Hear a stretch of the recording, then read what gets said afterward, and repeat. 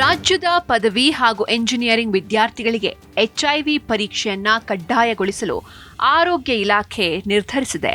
ಯುವ ಜನರಲ್ಲಿ ಎಚ್ಐವಿ ಸೋಂಕಿನ ಪ್ರಮಾಣ ಹೆಚ್ಚಾಗ್ತಾ ಇದ್ದು, ಆರಂಭಿಕ ಹಂತದಲ್ಲೇ ಸೋಂಕು ಪತ್ತೆ ಹಚ್ಚಿ ಕಡಿವಾಣ ಹಾಕಲು ಈ ಪರೀಕ್ಷೆ ನಡೆಸಲು ಇಲಾಖೆ ಮುಂದಾಗಿದೆ. ಈ ವಿಶೇಷ ಅಭಿಯಾನಕ್ಕೆ ಸಹಕರಿಸುವಂತೆ ವಿದ್ಯಾರ್ಥಿಗಳಿಗೆ ಮನವಿ ಮಾಡಲಾಗಿದೆ.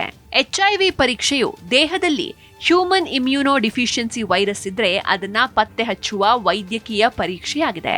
ಇತ್ತೀಚೆಗೆ ಯುವ ಪೀಳಿಗೆಯವರು ಎಚ್ಐವಿ ಕಾಯಿಲೆಗೆ ತುತ್ತಾಗ್ತಾ ಇರುವ ಹಿನ್ನೆಲೆ ಆರೋಗ್ಯ ಇಲಾಖೆ ಕಾಲೇಜು ವಿದ್ಯಾರ್ಥಿಗಳಿಗೆ ಎಚ್ಐವಿ ಪರೀಕ್ಷೆ ಕಡ್ಡಾಯಗೊಳಿಸ್ತಾ ಇದೆ.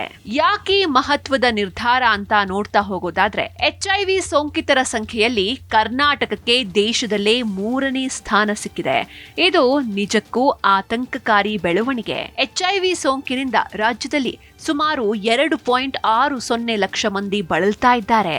ಈ ಪೈಕಿ ಆಂಟಿ ರೆಟ್ರೋವೈರಲ್ ಥೆರಪಿ ಪಡಿತಾ ಇರೋರು 2.05 ಲಕ್ಷ ಮಂದಿ. ಈ ಸೋಂಕು ಅತಿ ಹೆಚ್ಚಾಗಿ 18ರಿಂದ 35 ವರ್ಷದ ಒಳಗಿನವರಲ್ಲಿ ಕಾಣಿಸಿಕೊಳ್ತಾ ಇರೋದು ನಿಜಕ್ಕೂ ಭಯವನ್ನ ಸೃಷ್ಟಿಸ್ತಾ ಇದೆ. 18ರಿಂದ 25 ವರ್ಷದ ಸುಮಾರು 7,000 ಮಂದಿಯಲ್ಲಿ ಈ ಸೋಂಕು ಪತ್ತೆಯಾಗಿದೆ. ರಾಜ್ಯದಲ್ಲಿ ಸುಮಾರು 54,000 ಮಂದಿಗೆ ತಮಗೆ ಸೋಂಕು ಇರೋದೇ ತಿಳಿದಿಲ್ಲ.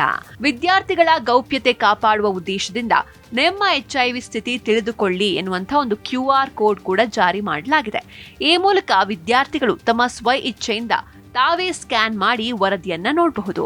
ಎಚ್ಐವಿ ಸೋಂಕನ್ನ ಪತ್ತೆ ಹಚ್ಚಿ ಚಿಕಿತ್ಸೆ ಕೊಡೋದು ಹಾಗೂ ಜಾಗೃತಿ ಮೂಡಿಸುವಂತಹ ಉದ್ದೇಶ ಸರ್ಕಾರ ವ್ಯಕ್ತಪಡಿಸಿದೆ.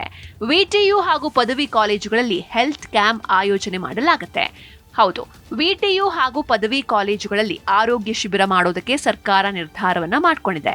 ಈ ಮೂಲಕ ವಿಟಿಯು ಸಂಯೋಜಿತ ಕಾಲೇಜು ವಿದ್ಯಾರ್ಥಿಗಳಿಗೆ ಕೌನ್ಸೆಲಿಂಗ್ ಕೊಡೋಕೆ ಸೂಚನೆಯನ್ನ ನೀಡಲಾಗಿದೆ.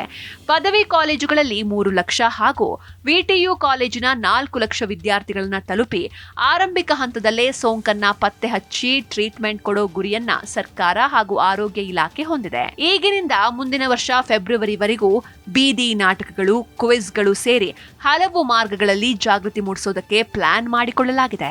ಒಟ್ಟಾರೆ ಎಚ್ಐವಿ ಸೋಂಕು ಕುರಿತು ಯುವ ಜನರು ಎಚ್ಚರವಾಗಬೇಕು. ರಾಜ್ಯದ ಪದವಿ ಹಾಗೂ ಇಂಜಿನಿಯರಿಂಗ್ ಕಾಲೇಜು ವಿದ್ಯಾರ್ಥಿಗಳಲ್ಲಿ ಎಚ್ಐವಿ ಪರೀಕ್ಷೆಯನ್ನ ಕಡ್ಡಾಯ ಮಾಡಲಾಗಿದೆ. ಕಡ್ಡಾಯ ಅಂದ್ರೆ ಒಂದು ಆಪ್ ಇರುತ್ತೆ, ಆ ಆಪ್ ಅನ್ನ ರಿಲೀಸ್ ಮಾಡಲಾಗಿದೆ. ಆ ಆಪ್ ಮೂಲಕ QR ಕೋಡ್ ಇರುತ್ತೆ. ಆ QR ಕೋಡ್ ನ ಸ್ಕ್ಯಾನ್ ಮಾಡೋ ಮೂಲಕ ನೀವು ಸ್ವ ಇಚ್ಛೆಯಿಂದ ಎಚ್ಐವಿ ಪರೀಕ್ಷೆಯನ್ನ ಮಾಡ್ಕೊಳ್ಬಹುದು. ನಿಮ್ಗೇನಾದ್ರೂ ನನಗೆ ಎಚ್ಐವಿ ಸೋಂಕು ತಗಲಿರಬಹುದು ಎನ್ನುವಂತಹ ಸಂದೇಹ ಮೂಡಿದ್ರೆ ನೀವು ಈ ಪರೀಕ್ಷೆಗೆ ಒಳಪಡಬಹುದು. ಇದು ಯಾವುದೇ ಕಾರಣಕ್ಕೂ ಕಡ್ಡಾಯವಲ್ಲ. ನಿಮ್ಮ ಸ್ವ ಇಚ್ಛೆ ಮಾತ್ರ ಈ ಪರೀಕ್ಷೆಯನ್ನ ನೀವು ತೆಗೆದುಕೊಳ್ಳಬಹುದು. ಹಾಗೆ ಈ ಪರೀಕ್ಷೆಯ ವರದಿಯನ್ನ ಅಥವಾ ನೀವು ಪರೀಕ್ಷೆಯನ್ನ ತೆಗೆದುಕೊಂಡಿದ್ದೀರಾ ಅನ್ನೋದನ್ನು ಕೂಡ ಗೌಪ್ಯವಾಗಿ ಇಡಲಾಗತ್ತೆ. ಒಂದು ವೇಳೆ ಈ ಗೌಪ್ಯತೆ ಮೀರಿ ಹೋದ್ರೆ ಅವರ ವಿರುದ್ಧ ಕಾನೂನು ಕ್ರಮಗಳನ್ನು ಕೂಡ ಕೈಗೊಳ್ಳಲಾಗುತ್ತೆ. ಯಾಕಂದ್ರೆ ಎಲ್ಲವೂ ಕೂಡ ಆಪ್ ನಲ್ಲೇ ನಡೆಯುತ್ತೆ. ಆಪ್ ಎಲ್ಲವನ್ನು ಕೂಡ ಟ್ರ್ಯಾಕ್ ಮಾಡುತ್ತೆ. ಈ ವಿಚಾರವಾಗಿ ಆರೋಗ್ಯ ಹಾಗೂ ಶಿಕ್ಷಣ ಇಲಾಖೆ ಜಂಟಿ ತೀರ್ಮಾನವನ್ನ ಕೈಗೊಂಡಿದೆ. ದೇಶದಲ್ಲೇ ಕರ್ನಾಟಕಕ್ಕೆ ಎಚ್ಐವಿ ಸೋಂಕಿತರ ಸಂಖ್ಯೆಯಲ್ಲಿ 3ನೇ ಸ್ಥಾನ ಲಭಿಸಿದೆ.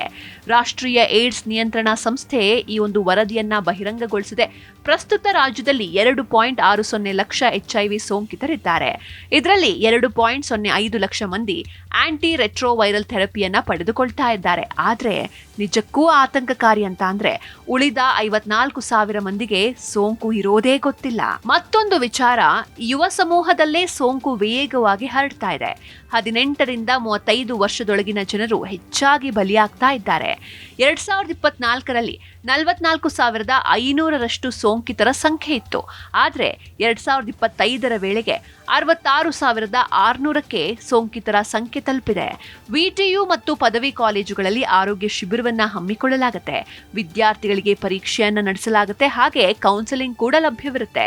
ರಾಜ್ಯದ ಅಂದಾಜು 7 ಲಕ್ಷ ವಿದ್ಯಾರ್ಥಿಗಳಿಗೆ ಪರೀಕ್ಷೆಯನ್ನ ಮಾಡಲಾಗುತ್ತೆ. ಆರಂಭದಲ್ಲೇ ಸೋಂಕನ್ನ ಪತ್ತೆ ಹಚ್ಚಿ ಚಿಕಿತ್ಸೆ ನೀಡುವಂತಹ ಪ್ರಯತ್ನಕ್ಕೆ ಸರ್ಕಾರ ಹಾಗೂ ಆರೋಗ್ಯ ಇಲಾಖೆ ಜೊತೆಗೆ ಶಿಕ್ಷಣ ಇಲಾಖೆ ತೀರ್ಮಾನವನ್ನ ಮಾಡಿದೆ. ಒಟ್ಟಾರೆ ಈ ವರದಿ ನೋಡಿದ್ರೆ ನಿಜಕ್ಕೂ ಆತಂಕ ಆಗುತ್ತೆ. ಎಚ್ಐವಿ ಬಗ್ಗೆ ಶಾಲಾ ಮಟ್ಟದಿಂದಲೇ ಜಾಗೃತಿ ಮೂಡಿಸೋದು ನಿಜಕ್ಕೂ ಅತ್ಯಂತ ಅವಶ್ಯಕ. ಯಾಕಂದ್ರೆ ಸಣ್ಣ ವಯಸ್ಸಿಗೇನೆ ಈ ರೀತಿ ಮಾರಕ ಕಾಯಿಲೆಗೆ ಸಿಲುಕೋದು ನಿಜಕ್ಕೂ ದುರಂತ. ಹಾಗೆ ಎಚ್ಐವಿ ರೋಗಿಗಳನ್ನ ಸಮಾಜ ದೂರ ಇಡಬಾರ್ದು. ಅವರ ಪೋಷಕರಾಗಿರ್ಬೋದು, ಸ್ನೇಹಿತರು, ಹಾಗೆ ಸಮಾಜ ಎಲ್ಲರೂ ಅವರನ್ನ ಸಹಜವಾಗಿಯೇ ನೋಡ್ಬೇಕು, ಮಾನಸಿಕ ಬೆಂಬಲ ನೀಡಬೇಕು. ಆದಷ್ಟು ಬೇಗ ನಮ್ಮ ರಾಜ್ಯ ಏಡ್ಸ್ ಮುಕ್ತವಾಗ್ಲಿ ಅಂತ ಆಶಿಸೋಣ.